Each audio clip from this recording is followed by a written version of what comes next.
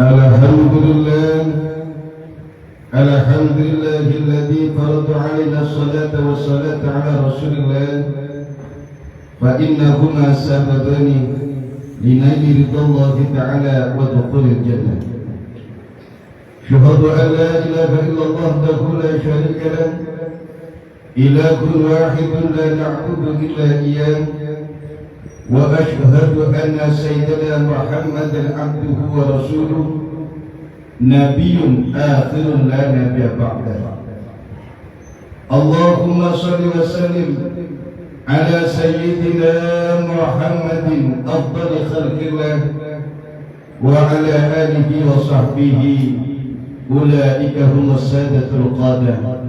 أما بعد فيا معاشر الإخوة رحمكم الله أوصيكم وإياي بتقوى الله faqad faza man khafa wa taqa.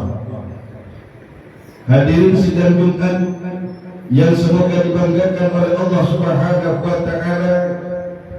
Alhamdulillah, tidak henti-hentinya kita bersyukur kepada Allah Subhanahu wa taala karena tidak sedetik pun berlalu dalam kehidupan kita di dunia ini yang terlewat daripada nikmatnya Allah Subhanahu wa taala. Bahkan dalam musibah pun ada nikmatnya Allah. Salawat dan salam tidak henti-hentinya kita haturkan kepada baginda Rasul Muhammad sallallahu alaihi wasallam, terutama di bulan Sya'ban ini, karena Sya'ban adalah bulan salati ala Rasul, adalah bulannya bersalawat kepada kanjeng Rasul Muhammad sallallahu alaihi wasallam. Allahumma salli ala sayyidina Muhammad wa ala ali sayyidina Muhammad. Nabi bersabda, lil musalli alayya nurun ala surat, orang yang ahli baca salawat kepadaku maka kelak di atas jembatan Shiratal Mustaqim dia akan diberi cahaya oleh Allah Subhanahu wa taala. Wa man kana ala sirati min ahli nur lam yakun min ahli nar. Barang siapa ketika berada di atas jembatan Shiratal Mustaqim dia tergolong dari orang yang diberi cahaya oleh Allah Ta'ala, maka insyaallah dia tidak tergolong dari ahli neraka. Semoga kita kelak mendapatkan syafaatnya, amin. Hadirin sidang Jumat yang semoga dirahmati oleh Allah Subhanahu wa taala. Sebagaimana para khatib yang lain di mimbar-mimbar mereka berwasiat dengan takwa, begitu juga Al-Fakir selaku khatib di mimbar masjid yang kita banggakan ini berwasiat kepada diri Al-Fakir pribadi, kepada keluarga dan kepada para hadirin sekalian. Marilah kita tingkatkan iman dan takwa kita kepada Allah Subhanahu wa taala dengan tetap berusaha melaksanakan perintahnya dan selalu berusaha menjauhi larangannya. Di antara perintah Allah yang mau tidak mau harus kita jalankan ialah salat 5 waktu. Yang memang salat 5 waktu ini berat untuk kita laksanakan walaupun hanya sebentar saja. Karena pada demikian, karena itu sudah firman-Nya Allah Subhanahu wa taala untuk menguji kita sebagai orang beriman. Salat adalah tiang agama kita. Salat adalah kepentingan dan keperluan serta kebutuhan kita. Salat bukan hanya sekedar kewajiban kita. Ya ayyuhalladzina amanu ista'inu bis-sabri was-salah. Hai orang-orang beriman, kata Allah, minta tolonglah kalian kepada Allah. Satu, bis-sabri, dengan sabar. Yang kedua, dengan salat. Wa innaha lakabiratun illa 'alal khashi'in. Dan sesungguhnya salat itu betul-betul berat kecuali bagi orang-orang yang khusyuk. Siapa orang yang khusyuk itu? Ialah alladzina yadhunnuna annahum mulaqu rabbihim wa annahum ilaihi raji'un. Ialah mereka-mereka yang mereka yakin bahwa mereka akan bertemu dengan Tuhan mereka dengan kematian. Wa innahum ilaihi raji'un, dan sesungguhnya mereka yakin bahwa mereka akan kembali kepada Allah. Ingat bahwa hidup di dunia ini tidak selamanya. Hidup di dunia ini hanya perjalanan yang akhirnya kita akan kembali kepada Allah.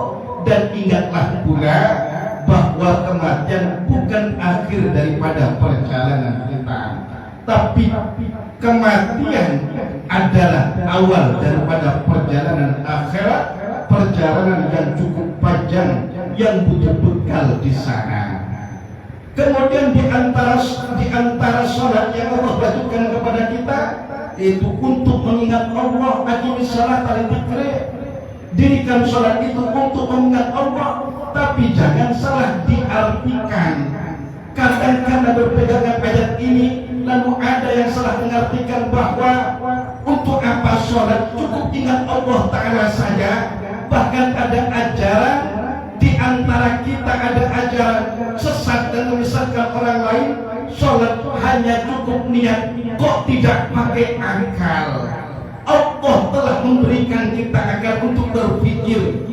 Orang yang paling makrifat kepada Allah, kalau memang dia yang mengajarkan makrifat itu adalah mengaku paling kenal kepada Allah, sehingga mengajarkan orang lain sholat cukup niat, sehingga banyak pengikut-pengikutnya tak sholat, bahkan oleh orang tuanya diajarkan kepada istrinya, diajarkan oleh anaknya, sehingga dia berpredikat dolun mudilun, sudah sesat, masih menyesatkan orang lain.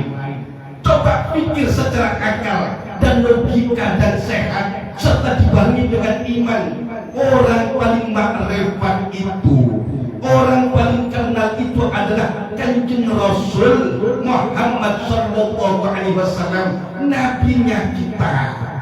Tapi sampai akhir hayat pun, ketika sakaratul maut, di antara yang dipesankan oleh Nabi, salat. Apakah ada riwayat yang mengatakan Nabi pernah mengajarkan salat cukup niat? Tidak. Maka siapapun saja, walaupun andai katanya bersorban panjang, berjubah panjang, tapi dia mengajarkan kita salat cukup niat, maka pastikan dia adalah setan yang berbentuk manusia. Na'udzubillah min dzalik. Apabila ajaran ini menyebar di kalangan kita, lalu kita diam saja, tidak kita sampaikan, maka ini berbahaya untuk regenerasi kita selanjutnya. Sementara ilmu itu penting. Sholat itu apa? As-sholatu lughatan ad-du'a. Sholat itu secara bahasa adalah doa, dan syara'an sholat secara syariat ialah aqwalun wa af'alun, bacaan dan gerakan-gerakan atau perbuatan-perbuatan muftatahatun bitakbiri, yang diawali dengan takbiratul ihram, muhtatamatun bistaslimi, dan diakhiri dengan ucapan salam, dan disyuruti dengan beberapa syarat. Artinya sholat diawali dengan takbiratul ihram. Kalau ada orang sholat cukup niat, berarti itu bukan namanya sholat. Bahkan orang sholat saja, misalnya ada orang sholat lalu bacaan-bacaannya seperti takbiratul ihramnya, Fatihahnya tidak didengar oleh telinganya sendiri, itu tidak sah. Maka bagaimana dengan ajaran-ajaran yang mengatakan sholat cukup niat? Itu sudah jauh dari ajaran Allah Subhanahu wa ta'ala. Tapi walaupun demikian, karena kita yang seperti itu termasuk juga orang yang beriman kepada Allah, juga iman kepada Rasulullah, Allah masih menunggu kita. Mohon ampun kepada Allah, minta maaf kepada Allah, tobat kepada Allah, karena Allah sangat sayang kepada kita. Allah selalu menunggu-nunggu tobatnya kita. Allah selalu menunggu-nunggu istighfarnya kita. Allah bangga kepada hamba-hamba yang merasa sangat jauh daripada Allah, selalu jatuh dalam kemaksiatan, jatuh dalam kedurhakaan berkali-kali lipat, tapi dia kembali kepada Allah. Allah lebih bangga menyambut hambanya yang tobat kepada Allah, beristighfar kepada Allah, merengek-rengek di hadapan Allah, mengakui dosa dan kekotorannya di hadapan Allah.